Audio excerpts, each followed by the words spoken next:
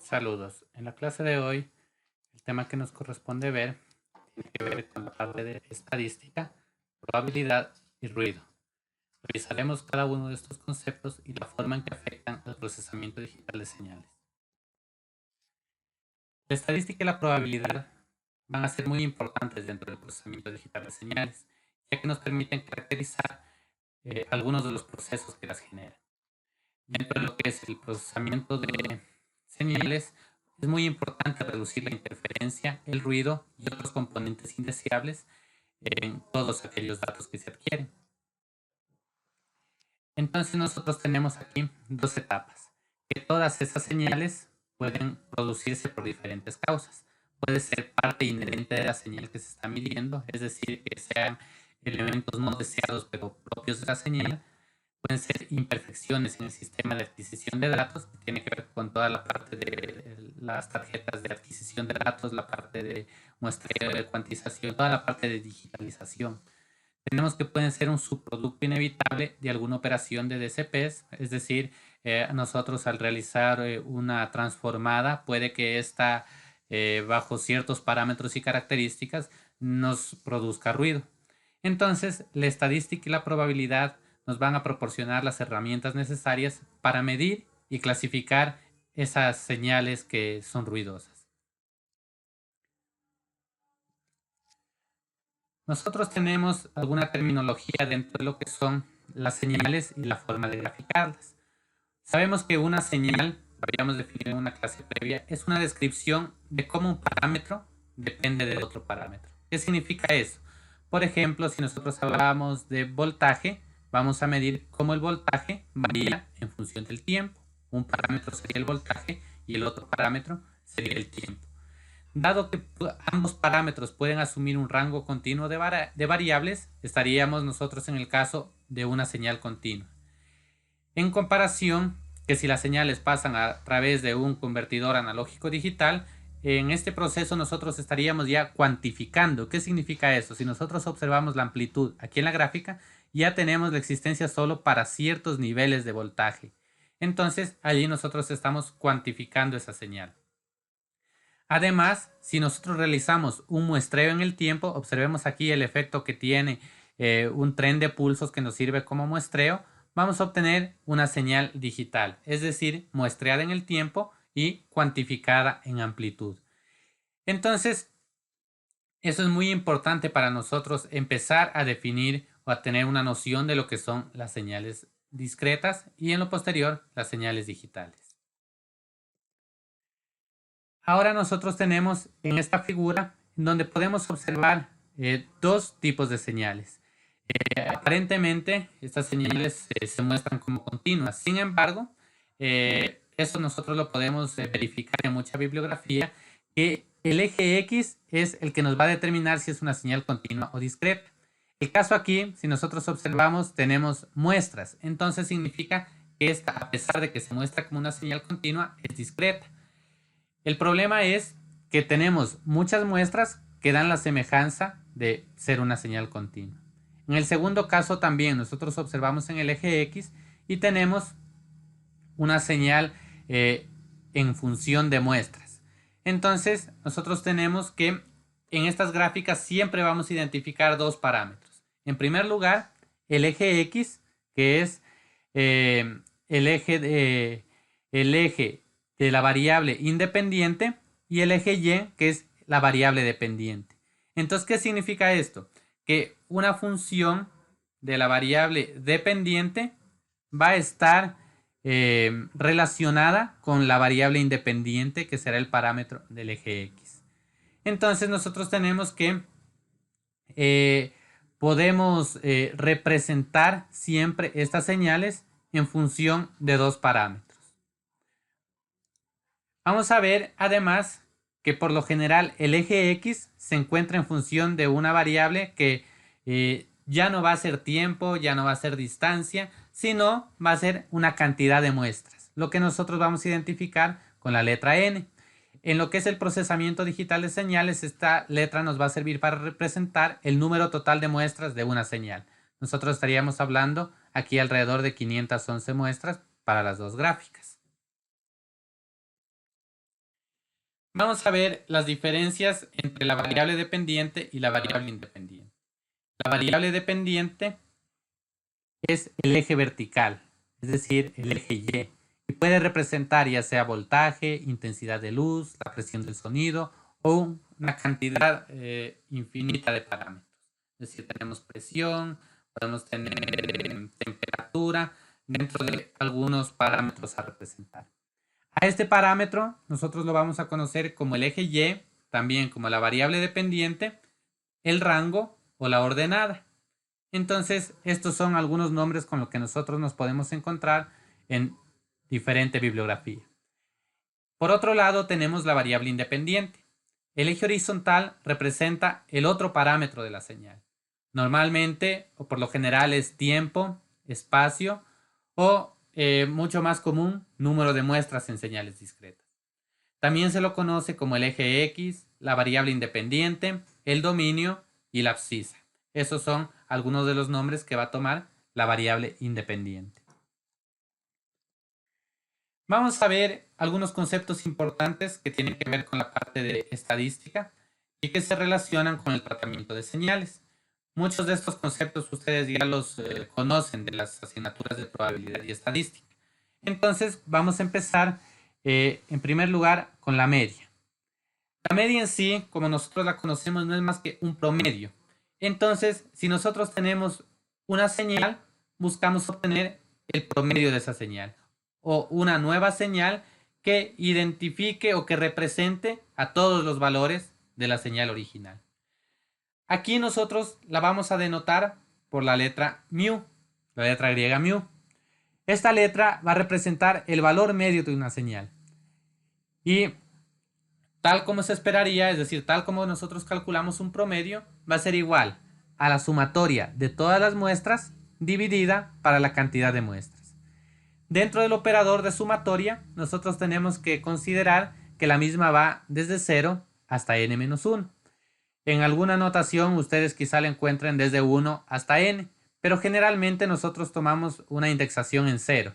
Es decir, tomamos una muestra 0 que sería la primera y por lo tanto para tener n muestras tenemos que llegar hasta n-1. Si la señal es una simple forma de onda repetitiva, como puede ser una onda sinusoidal, una onda cuadrada, la variación de la misma puede describirse por su amplitud de pico a pico. Es decir, no necesitaríamos nosotros identificar una medida de media o quizá una medida de varianza para poder determinar cómo cambia esta señal, sino que únicamente a través de su amplitud pico a pico. Pero en la vida real, la mayoría de señales no muestran un valor pico a pico que se pueda observar claramente a simple vista, sino que estas tienen una naturaleza aleatoria. Aquí es importante recalcar la presencia de este operador sumatorio. En todo lo que tiene que ver con el procesamiento de señales discretas, nos vamos a encontrar a menudo con muchos operadores de este tipo, por lo cual es importante que ustedes se vayan familiarizando con la descripción y con el significado de este tipo de operaciones. En la parte de electrónica, la media de la que estamos hablando es comúnmente llamada el valor de C o también corriente directa. De la misma manera, la corriente alterna se refiere a cómo la señal fluctúa o cambia alrededor de un valor medio. Vamos a observar dos gráficas en donde nosotros tenemos el ejemplo claro de dos señales.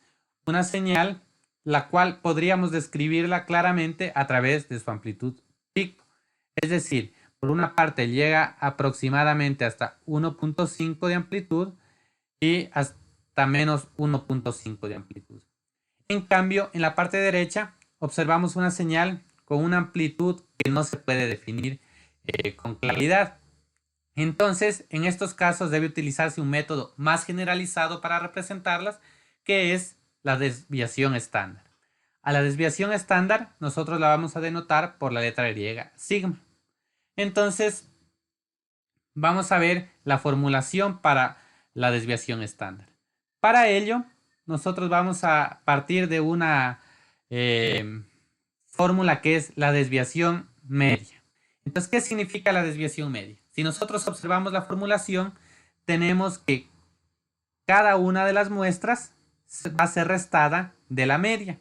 Es decir, lo que tenemos aquí entre las barras, tenemos que esta medida nos va a indicar cuánto difiere o cuánto varía cada una de las muestras de su valor medio o de su valor representativo. Además, nosotros estamos extrayendo un valor absoluto. El valor absoluto lo obtenemos con el objetivo de que los valores positivos no se anulen con los valores negativos. Entonces, al final, al obtener un valor absoluto, tendremos en la sumatoria la variabilidad de cada una de las muestras sin importar si son positivas o negativas. Luego de sumar cada una de esas variaciones, dividimos para n y tenemos la desviación media. Entonces, aquí hay algo importante a tomar en cuenta, que en la mayoría de los casos, sobre todo en la parte de procesamiento digital de señales, el parámetro importante no es la desviación media, sino la potencia representada por la desviación media. ¿Qué significa esto? Que para motivos de estadística puede que sirva la desviación media, pero para motivos de procesamiento digital de señales, este parámetro no nos aporta una información relevante. Lo que nosotros requerimos es la potencia de esta desviación media. ¿Y de qué manera nosotros obtenemos la potencia de esta desviación media? A través de la desviación estándar. La desviación estándar es similar a la desviación media, excepto que el promedio se hace con la potencia en lugar de la amplitud. Es decir, aquí nosotros tenemos en cuenta la amplitud, ahora vamos a trabajar con la potencia. Es decir, lo vamos a hacer elevando esa tensión al cuadrado. Vamos a elevar también la desviación estándar al cuadrado y con ello nosotros vamos a obtener una definición que se relaciona con la potencia. Por definición, la desviación estándar únicamente mide la porción de corriente alterna de una señal. Entonces allí van a aparecer otros conceptos como es el valor RMS, que ya se encarga de medir las componentes de corriente alterna y de corriente continua en una señal. Entonces aquí nosotros tenemos que para poder determinar el valor de la desviación estándar podríamos hacerlo a través de esta función o de esta ecuación de varianza. Es decir, sacando la raíz cuadrada de 1 sobre n-1 desde 0 hasta n-1 en sumatoria de la potencia de la variación o de la desviación de la señal. Si nosotros observamos tanto la desviación media como la varianza, el sumatorio va desde 0 hasta n-1 como lo habíamos observado en la media. Pero la división, en el caso de la desviación media, es para n y en el caso de la varianza es para n-1.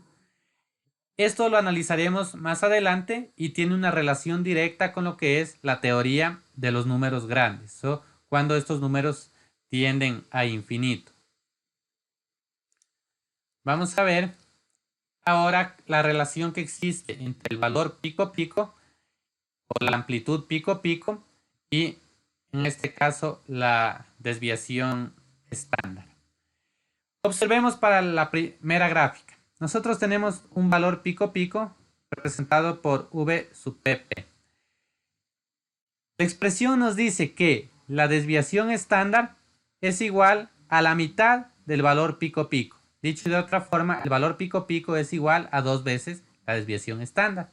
Entonces podemos observar aquí, la media de esta señal sería aproximadamente 0. Entonces, ¿cuánto varía cada uno de estos puntos respecto a 0? Entonces, los puntos superiores van a variar respecto a 0 la mitad del valor pico. Los puntos inferiores van a variar una desviación estándar o la mitad del valor pico-pico. Entonces, allí podemos interpretar cómo se relaciona en una señal cuadrada. Tenemos otro caso, en una señal triangular. En este caso, nosotros debemos observar que la relación entre el valor pico y la desviación estándar es igual a raíz de 12 veces la desviación estándar. Tenemos el mismo caso para una señal sinusoidal en donde el valor pico-pico es igual a 2 raíz de 2 veces la desviación estándar. Y en el caso de un ruido aleatorio en donde es más complicado modelar una expresión para representar esta relación, nosotros tenemos que no es un número exacto. Aproximadamente el valor pico se relaciona entre 6 y 8 veces la desviación estándar. Aquí se ha adelantado algunos códigos que nosotros podemos representar en Python para calcular tanto la media como la desviación estándar. En el primer caso tenemos el cálculo de la media para una secuencia en Python. Entonces nosotros tenemos que en una variable x hemos almacenado una secuencia de números enteros que representa una señal. En este caso tenemos valores de 1, 3, 2, 1, 5, 6, 4, 8, 5, 8 y 9. La media la podemos obtener fácilmente como la sumatoria de todos los elementos de la secuencia dividido para la cantidad de elementos de la secuencia. Luego imprimimos el valor y para esta secuencia en específico tenemos 4.72 como valor de media. Por otra parte, el cálculo de la desviación estándar, nosotros recuerden, teníamos que calcular la desviación media, que era cada uno de los elementos de la secuencia menos la media. Entonces vamos a representar la desviación estándar en una variable sigma que inicializamos en 0. Luego utilizamos un ciclo for para recorrer toda nuestra variable x, es decir, cada uno de esos elementos. Y en los cuales sigma va a ser igual a sigma más, es decir, una suma acumulativa de la desviación media elevada al cuadrado, es decir, ya estamos calculando la potencia. Luego de que termine el ciclo for, lo que hacemos es dividir para la longitud de la señal, recuerden, menos una muestra. Al final imprimimos el valor de sigma y será nuestra desviación estándar. Esta forma de calcular la desviación estándar es siguiendo la formulación. Sin embargo, nosotros podemos aprovechar algunas herramientas dentro del software de procesamiento digital de señales que nos faciliten o que nos permitan optimizar los cálculos, es decir, hacer un procesamiento más óptimo que reduzca el consumo de nuestro PC. Para ello, vamos a importar una librería que se denomina NumPy, que es una librería para toda la parte matemática dentro de Python y que veremos su instalación en una clase siguiente. Luego inicializamos una variable sigma, en este caso en 0, y al final, sin la necesidad de utilizar un ciclo for, lo que hacemos es una suma directamente de nuestra variable x convertida en un arreglo, es decir, convertida en un vector, restada de la media, elevado al cuadrado, es decir, estamos calculando la potencia, y dividido para el número de muestras menos 1. Al final, imprimimos o presentamos el valor de sigma, que es nuestra desviación estándar, y observamos que coinciden los valores con el cálculo hecho previamente. La ventaja es que la segunda forma de calcularlo es mucho más óptima. Vamos a ver que se puede realizar ese cálculo a través de un arreglo a la ecuación de la varianza. Entonces, ¿de qué manera? Nosotros, aprovechando las propiedades de las sumatorias, lo que hacemos es esa diferencia que existía entre cada una de las muestras y entre cada una de las muestras y la media, lo que hacemos nosotros es distribuir en dos sumatorios. Y al final, la varianza nos va a quedar 1 sobre el número de muestras menos 1, que multiplica a un sumatorio de todas las muestras al cuadrado, o la amplitud al cuadrado, menos 1 sobre n por el sumatorio de todas las muestras al cuadrado. Es decir, tendríamos nosotros nuestra media al cuadrado. Y de esta forma, este arreglo es mucho más óptimo, ya que nosotros tenemos distribuidos en dos sumatorios y únicamente tenemos un cálculo de la media, a diferencia de estarlo realizando dentro de cada una de las sumatorias. Otro concepto muy importante dentro del procesamiento digital de señales es el histograma. Un histograma es una representación gráfica de una señal. Supongamos que nosotros conectamos un convertidor analógico digital de 8 bits y adquirimos 256.000 muestras de alguna señal. Entonces nosotros tenemos 128 muestras que podrían formar parte de este conjunto de datos. Es decir, aquí nosotros podemos observar 128 muestras. El valor de cada muestra va a ser desde 0 a 255, es decir, 256 posibilidades que se podrían representar en 8 bits. Entonces lo que nosotros tenemos es que el histograma nos va a mostrar el número de muestras que hay en la señal que tienen cada uno de estos 128 valores. Es decir, cuántas muestras en la señal tienen el valor de 0. Entonces nos dará un número. Por ejemplo, hay dos muestras que tienen un valor de 110. Entonces, ¿cómo nosotros podemos ubicar eso? Bueno, aquí haciendo un zoom en la gráfica podríamos observar que alrededor de 110 hay dos muestras. Habría también 8 muestras que tienen un valor de 131, 0 muestras que tienen un valor de 170 y así podríamos nosotros ir representando cada uno de estos de la aparición de cada una de estas muestras en la señal en función de un histograma. Tenemos aquí otro tipo de histogramas para otra señal. En este caso tenemos nosotros codificado hasta un valor de 7, el número de concurrencias. Y en cambio el valor de las muestras tenemos hasta 170 muestras. Ahora, algo importante que nosotros podemos resaltar es que el histograma se relaciona directamente con el número de muestras a través de la siguiente expresión. Es decir, el número de muestras va a ser igual a la sumatoria de todos los elementos del histograma. ¿Qué significa eso? Que si yo tengo aquí que en 0 tengo 5 ocurrencias, luego en 1 tengo 10 ocurrencias, en 2 tengo nuevamente 3 ocurrencias, sumo todos esos, al final me va a dar como resultado el número de muestras de mi señal. El histograma también es útil ya que es una forma eficiente de calcular la media y la desviación estándar, sobre todo de conjuntos de datos muy grandes. Esto es especialmente importante en análisis de señales como pueden ser imágenes que contienen millones y millones de muestras. Entonces el histograma nos va a permitir agrupar estas muestras que tienen el mismo valor. Esto va a permitir que las diferentes estadísticas se calculen trabajando con unos pocos grupos en lugar de un gran número de muestras individuales. Utilizando este enfoque, la media y la desviación estándar se van a calcular a través de las siguientes expresiones.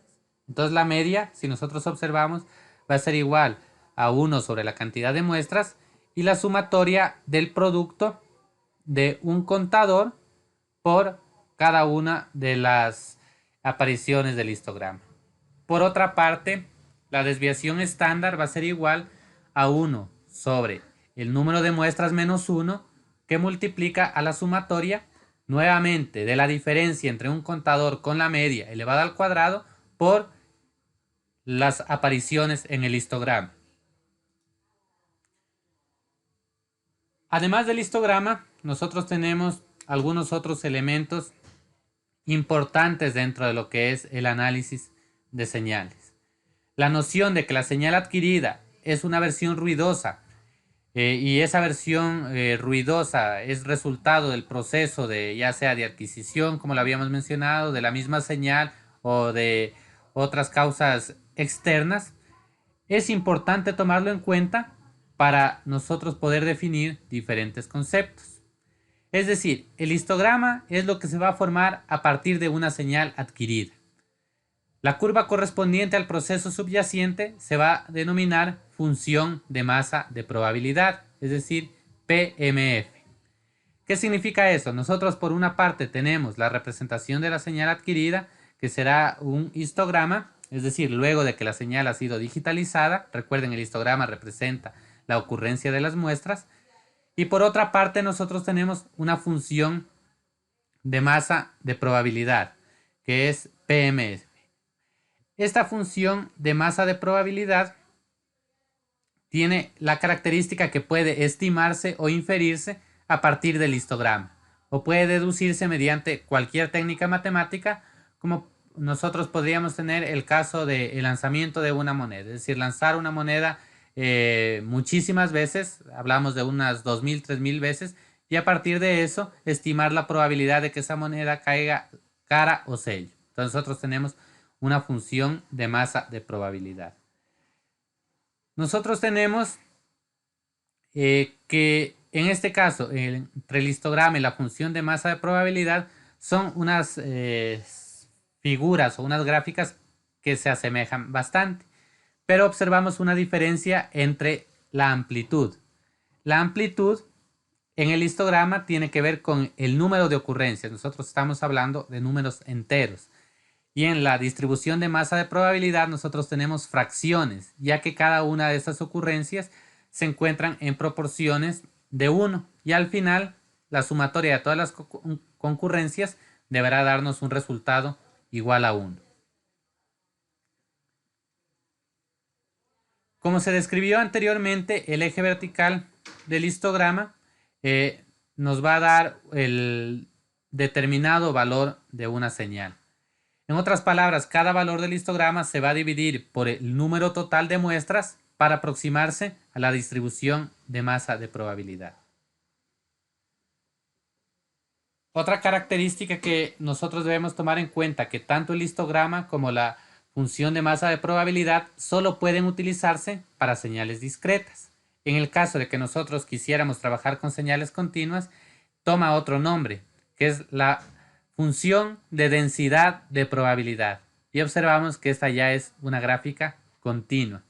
Entonces, esas son las diferencias entre los tres conceptos que tenemos: histograma y función de masa de probabilidad para señales discretas, y función de densidad de probabilidad para señales continuas. Otro concepto que tenemos es la distribución normal. La forma básica de la curva se genera a partir de un exponente cuadrado negativo. Es decir, la distribución normal va a ser una función exponencial. Y esto se da debido a que las señales formadas por cualquier proceso aleatorio suelen tener como función de distribución de probabilidad una forma de campana. A esta forma de campana, como observamos en la transparencia anterior, esta forma se asemeja a una campana.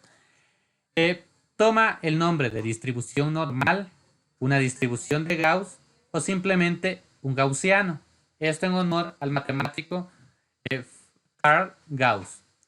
Entonces, se ha buscado una expresión matemática que asemeje la forma de esa campana. Y la misma es una función y de x igual a Euler elevado a la menos x al cuadrado.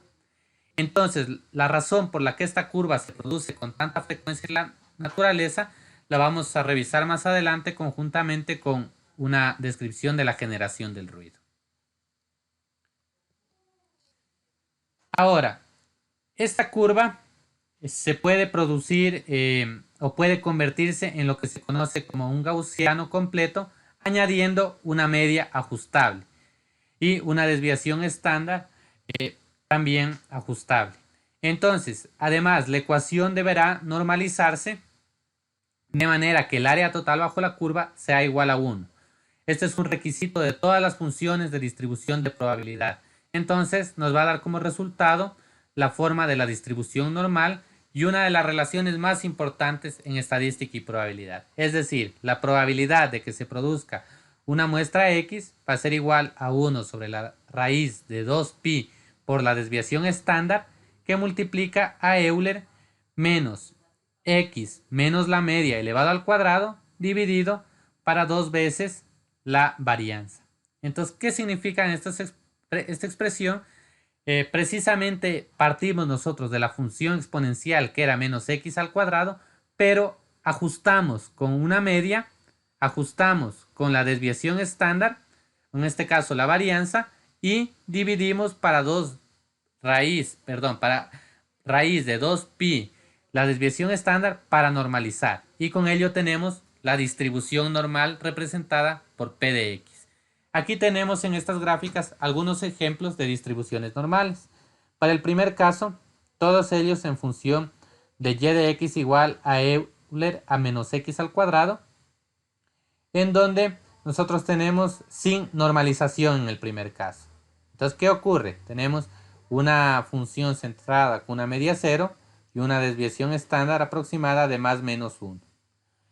Luego tenemos, en el caso B, tenemos una media 0, nuevamente la campana centrada en 0 y una desviación estándar de 1. Entonces, en este caso ya es una función normalizada.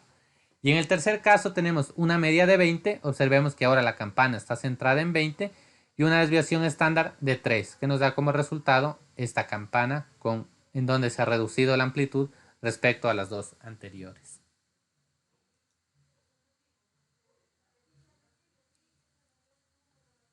Tenemos otro concepto que tiene que ver con la generación de ruido digital. En todo lo que tiene que ver con el procesamiento digital de señales, si bien ya lo habíamos mencionado previamente, el ruido es uno de los mayores problemas a los cuales nosotros tenemos que enfrentarnos e intentar minimizar o reducir. Sin embargo, una parte importante en ese análisis es también la generación de un ruido digital. ¿Para qué creen ustedes que sería necesario generar un ruido?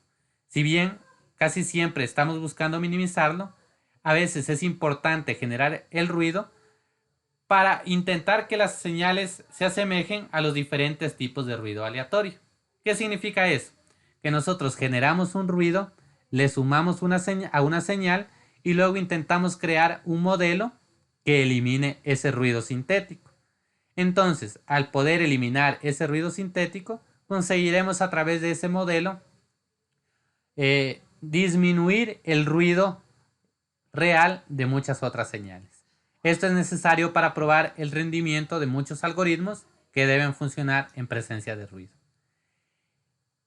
Un concepto básico en lo que tiene que ver con la generación de ruido de forma artificial es los números aleatorios. Los números aleatorios es un concepto que se utiliza en casi todos los lenguajes de programación, es decir, una función random, y es el corazón de la generación del ruido digital. La mayoría de los lenguajes de programación, como se lo mencionó, tienen una función que se encarga de crear estos números aleatorios. Y hay que considerar que generar un número aleatorio no es una tarea sencilla, ya que en realidad dentro de los algoritmos de computación lo que se generan son números pseudo aleatorios. ¿Y qué significa con un número pseudo aleatorio? Es que de cierta forma yo sí puedo replicar el valor que obtengo al lanzar un número aleatorio. ¿Qué significa esto? Si yo pido una función que me genere un número aleatorio de 1 a 10, en primera instancia me genera un número 3. Si yo vuelvo a ejecutar la función, me va a generar un número 5. Si yo vuelvo a generar el número aleatorio, puede que me genere un 1. Si lo vuelvo a ejecutar, puede que me genere un 3. A simple vista, me está generando números de manera aleatoria. Pero todos estos softwares manejan con un parámetro que se conoce como raíz o como seed.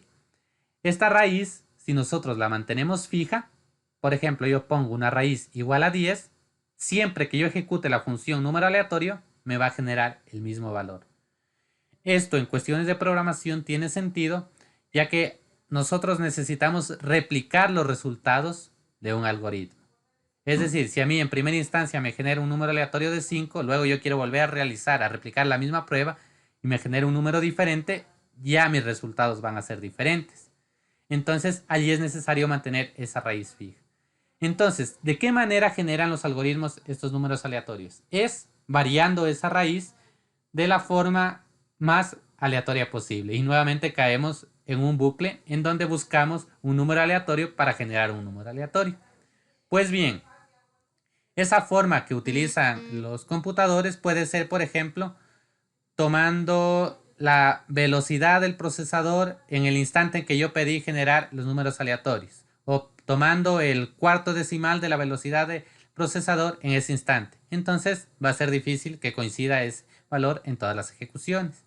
O tomando el cuarto decimal de los segundos en el instante en que pedí la ejecución de esa función. Entonces ese sí va a ser un número que difícilmente coincida. Entonces siempre se va a mantener variando y nos permite generar un número aleatorio. Obviamente no es simplemente tomar ese número, sino realizar una serie de operaciones que al final me presenten un dígito diferente. Por lo general, las funciones número aleatorio en los lenguajes de programación siempre me generan números entre 0 y 1.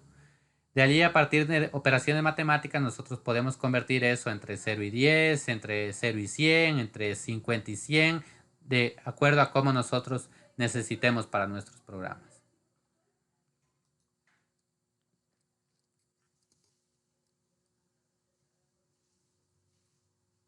Por ejemplo, aquí en estas gráficas, nosotros tenemos, para el primer caso, tenemos x me va a generar números aleatorios, pero le vamos a dar un valor de una media de 0.5 y una desviación estándar de 1 sobre raíz de 12.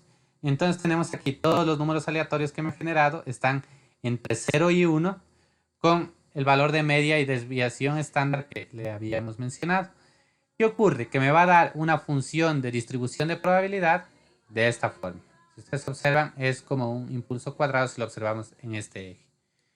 ¿Qué ocurre si por otra parte nosotros utilizamos como x la suma de dos números aleatorios?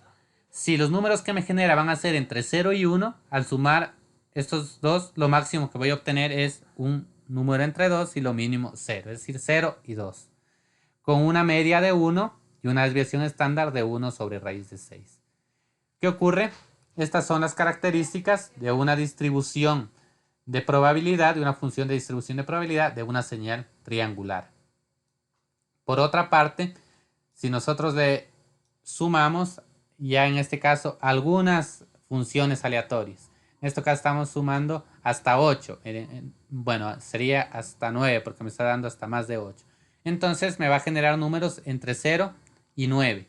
Números aleatorios entre 0 y 9. Bueno, en realidad aquí observo que son 12 veces, es decir, lo máximo que va a generar es entre 0 y 12.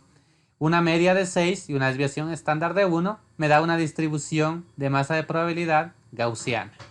Entonces, estos son algunos ejemplos de señales generadas a través de números aleatorios. Tenemos dos últimos conceptos a tratar, que es la precisión y la exactitud. La precisión y la exactitud son términos que se utilizan para describir los sistemas y métodos que miden, estiman o predicen valores. En todos estos casos va a haber un parámetro que se desea conocer y un parámetro real. Entonces, el método que va a proporcionar un valor medido, es decir, que nosotros deseamos que sea lo más cercano al valor real. Y la precisión y la exactitud son formas de describir el error que puede existir entre estos dos valores. En otras palabras, la precisión y la exactitud van a ser formas que nos van a permitir a nosotros describir el error que puede existir entre un valor real y un valor estimado. Entonces nosotros aquí tenemos un histograma. Si nosotros observamos este histograma, nosotros vemos que la precisión está relacionada con la desviación estándar de esa señal. ¿Qué significa la desviación estándar? Es decir, cómo se distribuyen los valores alrededor de la media, que sería el valor real. Y por otra parte, tenemos la exactitud, tiene que ver con cuán cercana es la media al valor real. Entonces aquí nosotros tenemos un valor real y que la media se encuentra alejada alrededor de 10 unidades de ese valor. Entonces tenemos esos dos conceptos. Nuevamente, recalcar que la precisión tiene que ver con la desviación estándar, es decir, cuán ancha es esta campana. Y en cambio, la exactitud tiene que ver con el lugar en el que se ubica la media, cuán cercana está del valor real. Con esto concluimos esta clase. Quedan pendientes las preguntas, las interrogantes que ustedes tengan acerca del tema para la sesión que tengamos a través de la plataforma Zoom, y espero que puedan ser respondidas todas las preguntas que surjan acerca de este tema. Gracias por su atención.